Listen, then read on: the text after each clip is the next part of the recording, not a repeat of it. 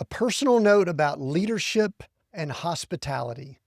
Diotrephes' pride versus Gaius's faithfulness versus Demetrius's good testimony. 3 ways to respond to the truth. This is Seek, Go, Create. You're listening to Read the New Testament in 90 days, 27 books, in order, in context. We are walking through the New Testament the way it was written so you can hear it the way the first churches did, and we can learn from that. We can get wisdom from that. Make sure you get the free reading plan and all the resources available at our hub, which is at k2m.foundation/NT90.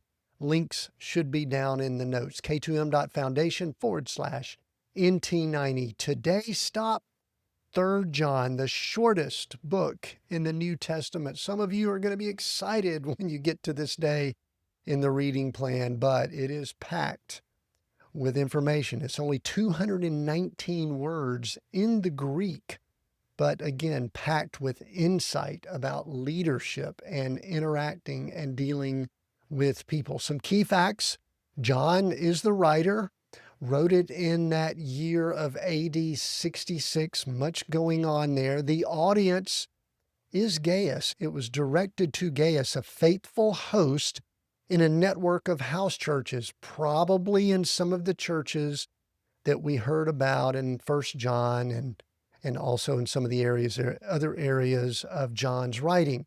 We will also hear about those churches when we get to Revelation. So, Gaius, we don't know exactly, but most likely the host in one of those areas. The setting, 36 years past the resurrection. There are traveling teachers that depend on hospitality. Leadership and character is on display. But here's some things that are going on historically. Let's keep this in mind. Nero is still on the throne.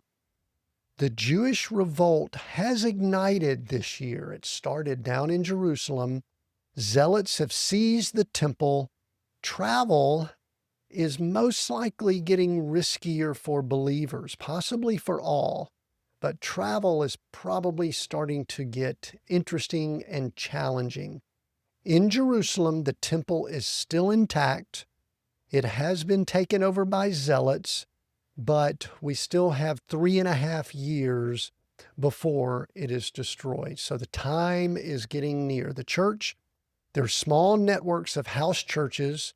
Traveling teachers are carrying the message between those areas. And again, like we saw in 2 John, hospitality is how the gospel spreads. Here's the tension. A man named Diotrephes has made the church all about himself. I'm sorry, I just kind of chuckle. I do want us to make sure that we are reading this in the context of the first century, but we could insert so many names into that sentence. We're recording this in 2026, and it would apply. Individuals making the church all about themselves.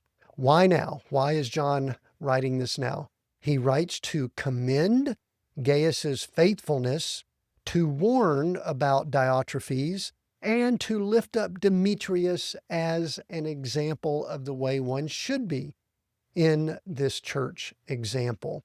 What you'll encounter, 3 John is personal and revealing. Leadership reveals character. 3 names. Let's talk about these names just so we can kind of dive in and get the context. They are all common names in the Roman world. Gaius was one of the most popular names in the empire. Diotrephes means nurtured by Zeus. That might have some symbolism there.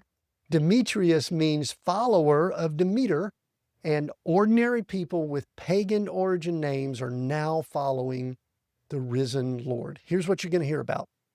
Gaius, faithful, walking in the truth, showing hospitality to traveling teachers, even when they're strangers.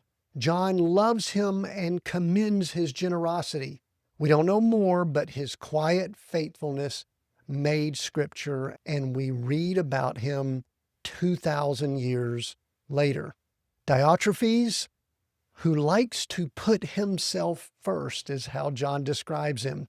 He refuses to acknowledge John's authority, spreads false charges, won't welcome traveling brothers, and puts people out of the church who do. The only time he's mentioned in Scripture, this is it. And he's a lasting example of ego-driven leadership. Demetrius, everyone speaks well of him. Even the truth itself, to quote John, testifies to his character. Some have wondered if he's the silversmith from Ephesus that we heard about in Acts 19. He was converted later, but there is no evidence of that. It's just a common name. And it was a very common name in the time. That would be speculation. What we do know is his life backed up his faith. John's conclusion is direct. Do not imitate evil, but imitate good. Whoever does good is from God. You're going to be reading 3 John in one sitting, nice, short book. Enjoy the brevity, possibly read it a couple times. There's good info in here.